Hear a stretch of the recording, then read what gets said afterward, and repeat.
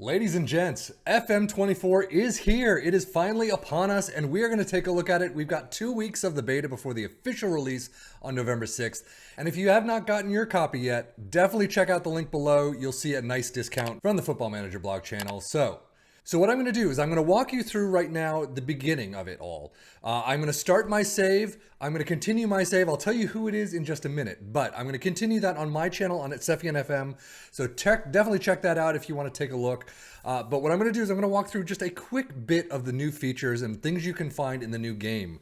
So with that, right off the bat, we are starting with a brand new save. And one thing that is definitely different is you can actually load up an FM23 save. So you can see FM24, FM23. These are all the saves that I've done with a lot of the tactics that I've done, player profiles. And this, look at this. You recently selected and it shows you the selection for Tottenham. It is absolutely fantastic. Now, this is the one thing I've always hated. It forces you to save something. So I'm going to have to save it. But it is so nice to see that screen. It shows a little bit more on the loading screen. It allows you to load up FM23 games. Unfortunately, only FM23, not FM22 or below before, but you still get to take your save from previous years and continue on. If you're in 2041, you can start in 2041 and continue from there. So that is absolutely amazing. It's something that everyone's been clamoring for so long. I really wonder what's going to happen in FM25. They've got to keep it, right? But we are going to look at change number 2. If we start a new game, we go to career. You can see, I'm going to choose Liverpool just because, but choose a game mode. This is something else that we've been asking for years. You have original game mode. This is just like every other FM you've ever played. You start out with the transfers already set the moment you start your game, no matter what day you start it with, early preseason, regular preseason, somewhere down the line. Every transfer that has actually been made in the summer window is in this save. Real world. This is similar. However, when your transfers come in, they come in on the actual day that they joined. So if you're starting in July of 2023 and, a player on your team doesn't come in the real world or came in the real world in August 15th of 2023, that player will not be in your save until, or at least not on your team, until they join on August 15th, 2023.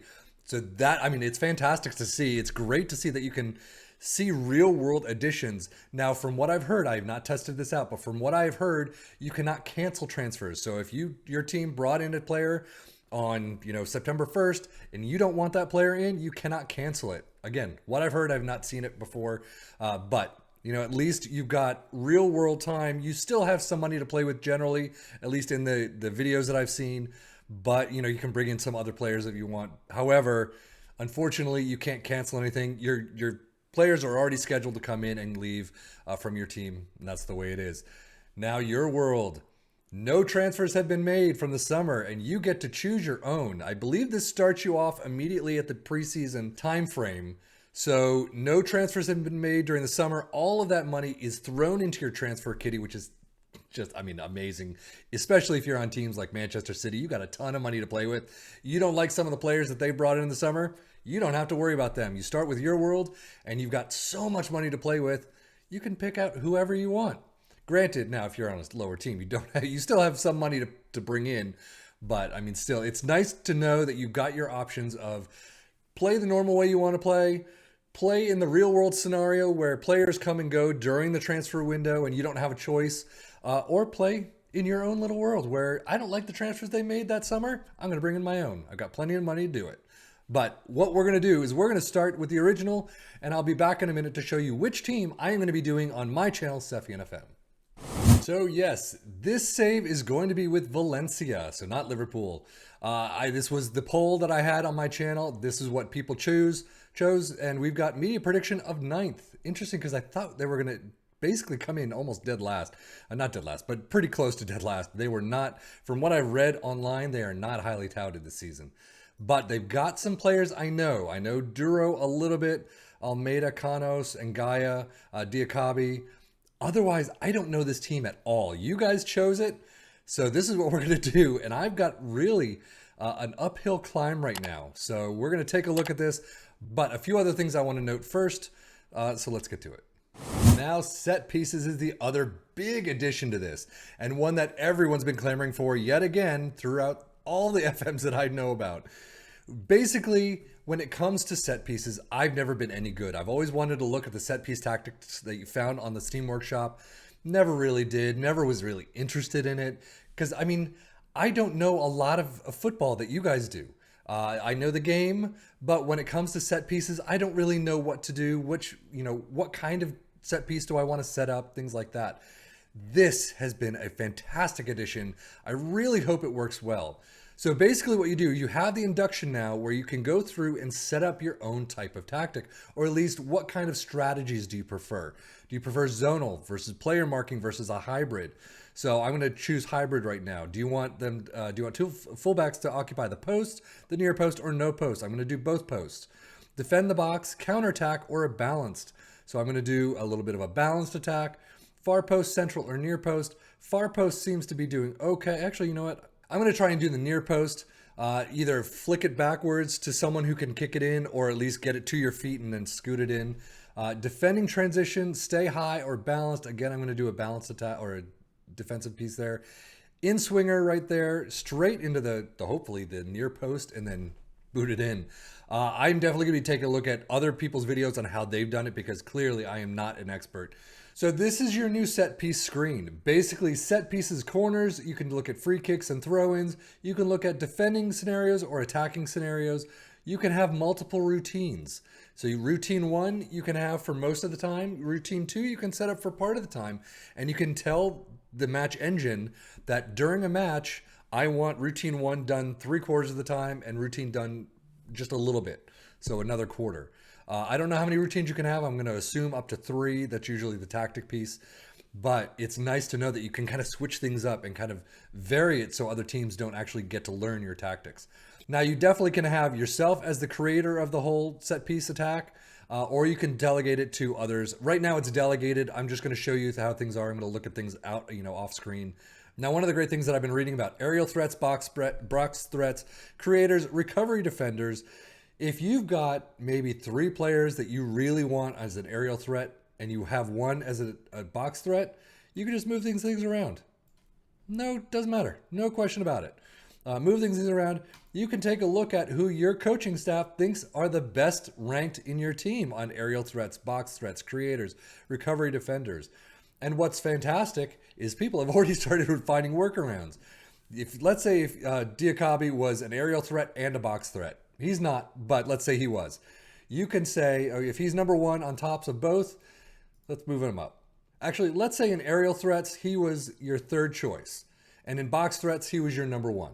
So here's the problem. Your priority list sets the priorities of what takes precedence of all your players in these positions. Now, if your box threat has Diakabi as number 1, and your aerial threat has him as number 3, you've got 3 aerial threats. So he's going to be used as the aerial threat long before he's used as the box threat. So what you can do, if you really, he's number 1 in box threat, so you take him as an aerial threat, you move him down either to the bottom or somewhere way down there. Now the system will see him as an aerial threat all the way down here and not in your top 3 or 4 or 5 or 6. So he will clearly be used as a box threat, period. No question about it. Now, what happens if you didn't want that and you wanted him as an aerial threat? Well, let's bring him back to the top. And then let's just take box threats. Move it up. Let's move it up. There we go. Move him down in box threats. You're all set. Clearly there are better ways to do that. You could have kept him as aerial threats. He would have been stuck as an aerial threat. However, it's just nice to see that you can move these up. What is your priority? Is your priority the creator? Or I'm not going to do that. Is your priority the box threats or the aerial threats? I'm probably going to do aerial threats first. Then I'm going to do box threats. Creator can go down. So things like that. Then you got to set up your team, figure out what you want to do, and great. And not only with that, you can set up 3 aerial threats, 1 box threats, however you want to do it. I can change the aerial threat. I can change them to lurking near post. I can change to lurking at far post. I think one of the times that I was playing with this, you can have them attacking the near post and attack the near post. So go forward. You can have him attacking the far post. So you can set it up however you want. Unfortunately, you cannot move these players into different positioning, but that's all set up through here. Now it looks like you can click that, select, and do some informational pieces through your players. But overall, this is a fantastic option. There's so much to do here when you've got defend and attack, corners, free kicks, and throw-ins. There's so much to set up. I actually might think it's a bit of a pain. I want to take a look at what other creators do, but it's a fantastic addition. Definitely need to see what it's like. Definitely need to see what others are doing for it. But in my limited, football knowledge, this might be a little bit overwhelming. Granted, not nearly as overwhelming as the FM23 and before, where you're just stuck with a screen and you got to say, you do this, this, this, and this, and not even really understand what's going on.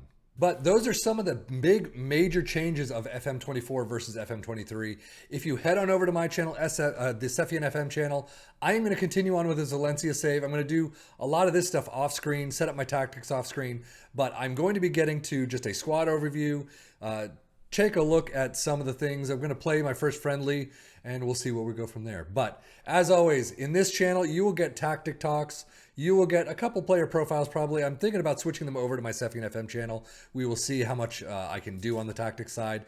I'm going to be doing Wonder Kids when I can figure that out. For some reason, I've been having some issues.